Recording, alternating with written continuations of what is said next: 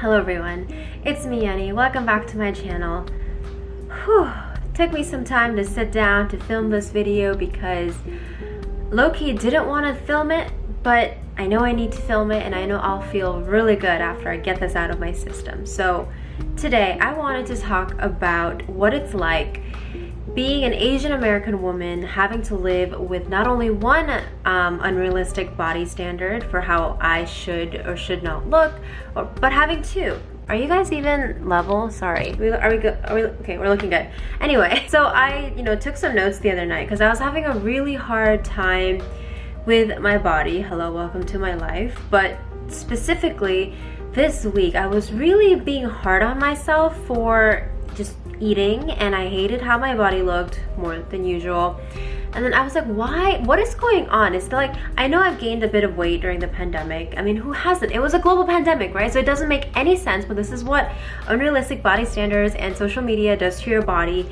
But then I realized as soon as I booked my trip to Korea in November, and I knew I was going to Korea, that's when it all really got really intense for me. So that is what inspired me to make this video about my thoughts. Just being raw and real with you as usual. So let's just get straight into the video. So I titled this video, Too Chubby for Asia, but Skinny and Not Hourglass Figurey Enough for America. And I think the chaos of that title just perfectly just encompasses how ridiculous all of this is. And I want to talk about that, which is why I'm here. Being an Asian American is two things, I think. You are both an Asian and an American, but also you are neither fully Asian nor are you fully American. I was born in Korea, but I moved to the States when I was 6 years old. So ever since then, I feel I've been kind of indoctrinated into this Western culture. However, because I wasn't born here, I was really never fully accepted as like a full Asian American. But growing up, I've heard people call me like a fob because I wasn't born here, that I'm not American enough. Yet, when I visit Korea, I always get called maybe like my fashion style, my makeup, just because I like to dress how I like to dress, and I don't really follow like Korean trends too much, like to a T. I get called out saying I'm not Korean enough, I must be from the States, so I must be like a foreigner. Being Asian American, you have the best of both worlds, and you also have the worst of both cultures, I think. And beauty standards, body standards are a huge part of that. So for example, being in Asia, especially being Korean, since I'm Korean, I don't want to generalize through all Asian countries, but basically as a Korean, you're deemed beautiful traditionally if you are pale, if you're traditionally very pale, and if you are skinny, essentially. Pale, skinny, delicate looking. And then in the US, some US beauty standards is, to be tan. Being tan is like, really sought out. And obviously like body standards have changed quite a while. It used to be just skinny, I think like during the 90s, early 2000s, like Kate Moss, like model skinny. There's still a lot of like emphasis on kids wanting to be skinny. If you look at TikTok these days, a lot of like the girls who are revered are super skinny. But then if you're not skinny, then there's also the hourglass, like Kim Kardashian body with like the boobs and the butt. And I realized that a lot of my struggles come from the fact that I am none of those things. I don't perfectly fit into any standard, and that's the thing, because it is unrealistic and unfair to expect everyone, all beautiful women, to fit into this box that pretty much like fashion magazines and like people in power of and have influence create. I'm always perpetually torn between two worlds. It's really affected how I see my body, leading to, a lot of body checking behaviors. Like after I work out, like I feel, is it about feeling fit and feeling good, or like feeding that standard of beauty, whichever one I'm more inclined to be influenced by that day. I remember I was working out a few months ago. I haven't worked out in a while. I was starting to feel good, right? Like losing a bit of like the extra body weight that I had gained from just, stress eating during the quarantine.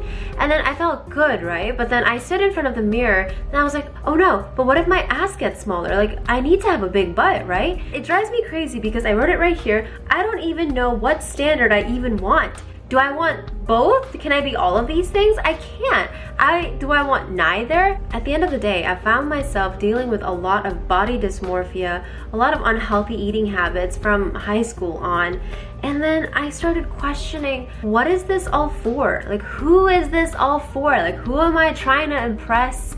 Why am I doing this? Like, what is all this for? And I just came to the conclusion that, first of all, this is an ongoing struggle. It's not like I make a 10-minute YouTube video, I've figured it all out. It's struggling still with it today. This is my body, and it angers me so much how much I pick it apart, how much I allow these unrealistic beauty standards, whether they're Korean or Western or whatever it may be, to dictate how I should or should not look. These people don't know who I am. They don't know how my body works. I only have one body. It's carried me and kept my internal organs where they need to be for 27 years of my life. And I should be grateful for that. I should be thankful for that. I should have a healthy relationship with food, and I should aim to have a healthy relationship with my body, because that's what I want to do. It should be about health and what's good for me and what I want and how I want to look, and not be dictated by what all of these other standards tell me I should look. Just stop commenting about other people's bodies, because they're not your body. You don't know what they're going through. Don't skinny shame people. Don't fat shame people. Don't say things like, oh, the things I've heard in my life. Don't say things like, oh, you're curvy for an Asian girl. Well, what is that even? A lot of older, like, Asian people tend to say things like, oh, you'd be so pretty if you only lost like 5 pounds. So that in turn means I'm not pretty right now. Like, I'm not where I should be right now. It's a lot of sitting down, processing why things make you feel a certain type of way, and coming to terms with it in a logical way, prioritizing yourself, your own mental health, your own physical health. And then also, it's a really good exercise to kind of trace back where certain insecurities come from.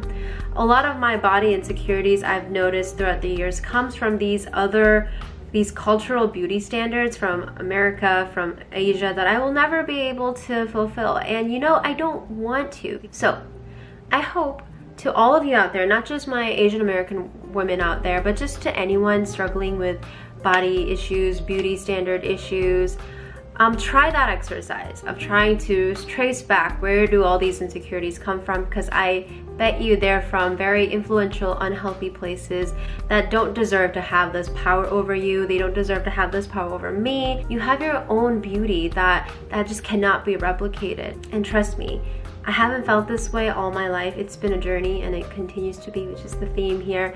But I have felt what it's like to feel comfortable in my own skin. And that feeling, I can't even like show it to you. I wish I could give it to you. But once you get there, it's so worth it. Being like, damn, I look good today. Like, ooh, I look cute today. And then, oh, my stomach is a little pudgy. Whatever. This is who I am. I just had lunch, okay? And I have this, and then I've unbuttoned my jeans, because that's what happens when you eat. You put food in here, it gets big, okay? This is my tummy. You get what I'm trying to say?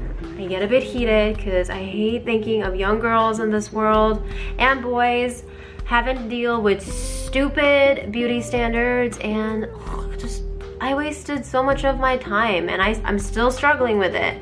And I know as I get closer to November, when I'll be going to Korea, I will still be struggling with it. But what's important is I know I have the tools to deal with it. I know. And once you learn, you never lose it. It's a matter of catching those negative thought patterns, bringing it back, and coming to terms with the fact that beauty standards are unhealthy, and don't let them have power over you. You are beautiful in your own way, and I'm telling myself that too. You have to be kind to yourself. So if you like this video, please give it a thumbs up. And if this is your first time on my channel, hi, my name is Yeonni. I'm a mental health therapist, and I make lots of different kinds of videos on my channel. Advice, mental health, social work, social justice videos, and just life advice, lifestyle videos. Yeah, there's a lot of different ones, whatever I feel like making at the time. So if any of that sounds interesting to you, please make sure to subscribe to my channel. Thank you so much for watching, and I hope you're taking care of yourselves physically, emotionally, mentally, and I'll see you in the very next video. Bye!